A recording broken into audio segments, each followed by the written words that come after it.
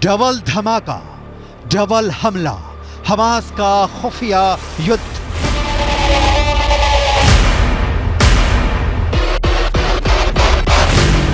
Hamas के 45,000 लड़ाकों में से कितने सुरंग के अंदर और कितने जमीन के ऊपर से इजरायली सेना पर हमला कर रहे हैं, इसे लेकर ना तो अभी तक मोसाद कोई खुलासा कर पाया है और ना ही अमेरिका की खुफिया एजेंसी को कोई भनक लग पाई है।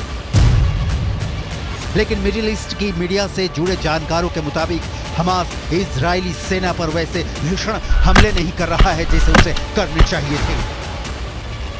कुछ खबरों में दावा किया गया है कि भले ही इजरायली सेना दावा करे कि वो गाजा सिटी के बीचों बीच पहुंच चुकी है, लेकिन हकीकत में इस दावे पर पश्चिमी मीडिया के वॉर एक्सपर्ट्स अब सवाल उठाने लगे हैं।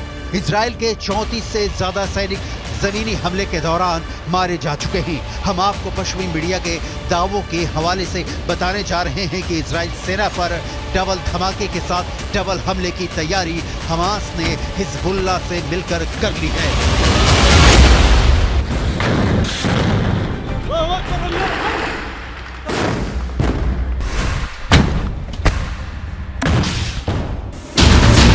इजराइल की वर्दी में हमास के लड़ाके।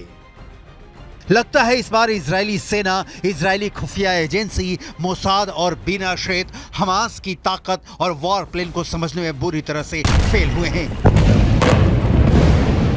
27 अक्टूबर से शुरू हुए दूसरे चरण के इजरायली हमले में दावा किया जा रहा था कि इजरायली सेना एक हफ्ते के अंदर उत्तरी गाजा से हमास के लड़ाकों का सफाया कर देगी, लेकिन अभी तक इजरायली सेना सिर्फ 400 के करीब सुरंगों को तबाह कर पाई है। इधर हमास ने फिर दावा किया है कि उसके लड़ाके इजरायली सेना को उत्तरी गाजा में हरा देंगे। आखिर हमास इतने बड़े दावे कैसे कर रहा है? कुछ खबरों में यहाँ तक दावा किया गया है कि हमास के लड़ाके इजरायली सेना की वर्दी पहनकर हमले कर रहे हैं।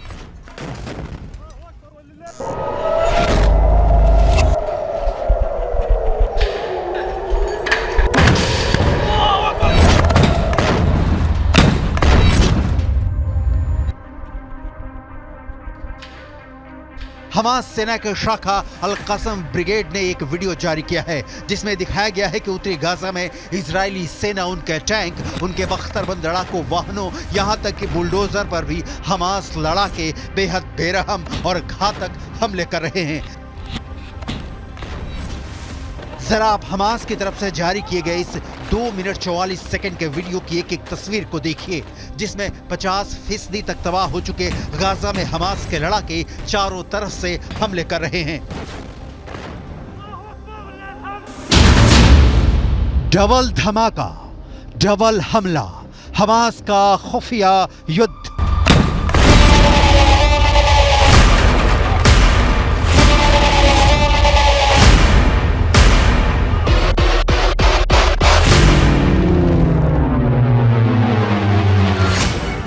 हमास की अल कसम ब्रिगेड के लड़ाके आरपीजी, थर्मोबैरिक ग्रेनेड, रॉकेट से इजरायली सेना पर बेहद पास से हमले कर रहे हैं। इजरायली टैंकों पर महज 100 से 150 मीटर दूरी से एंटी टैंक मिसाइलें और रॉकेट से हमले हो रहे हैं। हैरानी की बात तो यह है कि हमास की अल कसम ब्रिगेड अमेरिकी और रूसी हथियारों से इजरायली सेना पर हमला कर रही है। हमास के पास जो घातक राइफलें हैं उन्हें देखकर ही लग जाता है कि या तो अमेरिकी हैं या फिर रूसी। इस वीडियो में दिखाया गया है कि हमास के लड़ाके अचानक तबाह इमारतों से बाहर निकलकर आरपीजी फायर कर रहे हैं या फिर टैंकों पर सीधे रॉकेटों से हमले कर रहे हैं। जबकि जमीन पर इजरायली सेना का एक भी पैदल सैनिक नहीं दिख रहा है।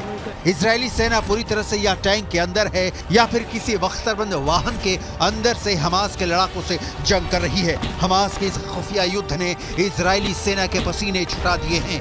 खुद इजराइल के रक्षा मंत्री तक मानने को मजबूर हैं कि उन्हें बेहद क्रूर और शातिर लड़ाकों से जंग करनी पड़ रही है। עזה היא בסיס הטרור הגדול ביותר שבנה האדם אי פעם. כל העיר הזו היא בסיס טרור אחד גדול. מתחת לקרקע קילומטרים של מנהרות. הן מתחברות אל בתי חולים, אל בתי ספר, הן מחוברות ביניהם.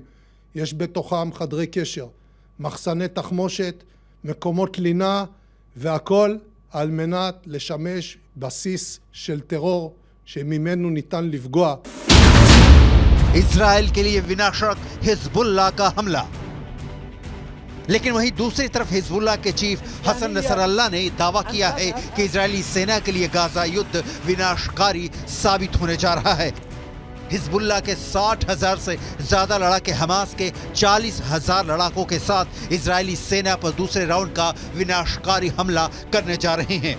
पश्चिमी मीडिया ने भी माना है कि हिजबुल्लाह की रॉकेट और मिसाइल ताकत इजराइल के लिए विनाशकारी साबित होगी। हालांकि इजरायली सेना पूरे जोश के साथ दावा कर रही है कि उसने उत्तरी गाजा में 10 घंटे की भीषण जंग में पिछले 24 घंटे के अंदर हमास के बहुत बड़े गढ़ पर कब्जा कर लिया है। इजराइल की आईडीएफ ने दावा किया है कि महज 10 घंटे की लड़ाई के बाद हमास का प्रमुख गढ़ पर कब्जा कर लिया गया है। इजरायली सेना का कहना है कि 10 घंटे की भीषण जंग में हमास के दर्जनों लड़ाके मारे गए हैं। आईडीएफ की मुख्य पैदल सेना इकाइयों में से एक नाहल ब्रिगेड के सैनिकों ने उत्तरी गाजा के पश्चिम में जबालिया पर भीषण हमला किया है। जबालिया में आउटपोस्ट 17 पर आईडीएफ ने हमास लड़ाकों को मारकर कब्जा कर लिया है। आईडीएफ ने खुलासा किया है कि हमास के लड़ाके जमीन के ऊपर और भूमिगत मार्ग से हमले कर रहे हैं।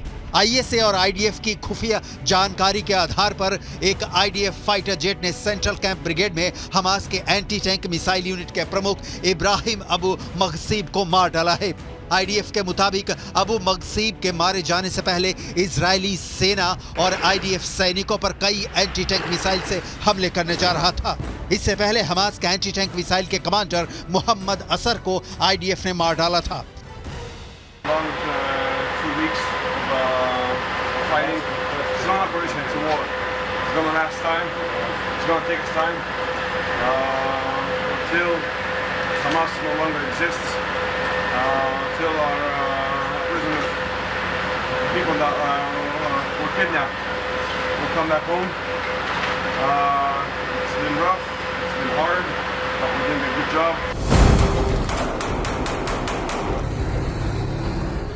आईडीएफ ने कई तस्वीरें जारी की हैं जिसमें दावा किया गया है कि नॉर्थ गाजा में हमले बेहद तेज कर दिए गए हैं। इजरायली सेना ने यह भी दावा किया है कि हमास के करीब 60 कमांडरों को अब तक मार दिया गया है। रॉयटर्स के मुताबिक इजरायली सेना ने गाजा में हमास के चीफ याह्या सिनवार को उसके बंकर में अलग थलग कर दिया है। वो बंकर के बाहर की दुनिया से पूरी तरह से कट चुका है। इधर इजराइल के युद्ध कैबिनेट के मंत्री रॉन डर्मर ने दावा किया है कि 30 दिन से ज्यादा की जंग में 3 से 4 हजार से ज्यादा हमास लड़ाके मारे जा चुके हैं। उत्तरी गाजा का 50% इलाका पूरी तरह से तबाह हो चुका है। फिलिस्तीनी और हमास समर्थकों के बीच कोहराम मचा हुआ है। وقصف وعنا معاقة. احنا طلعنا من بيتنا لانه ما فيش المنطقة كلها اخلة. فيش طلعنا على المدارس مش آمنة برضه. يعني لا في عنا اكل ولا في عنا ولا يعني موت مية ما فيش نشرب. مية ما فيش يشرب اولادنا. بعدين ضربوا المخابز ضربوا 30 दिन की जंग के बाद पता चला कि उत्तरी गाजा से 70% फिलिस्तीनी और हमास समर्थक भाग चुके हैं। उत्तरी गाजा से दक्षिण गाजा के बीच 14 किलोमीटर का फासला है। दक्षिणी गाजा में लगभग उत्तरी गाजा से 7 से 8 लाख लोग पहुंच चुके हैं, जबकि उत्तरी गाजा में फंसे 1.5 से 2 लाख लोगों को हमास के लड़ाकों ने मानव ढाल बना रखा है। हथियारों के साथ हमास के लड़ाकों की लड़ने की क्षमता साफ दिखा रही है कि जंग अभी खत्म नहीं होगी, बल्कि अभी जंग में बहुत से खिलाड़ी खून की होली खेलने का प्लान बना रहे हैं।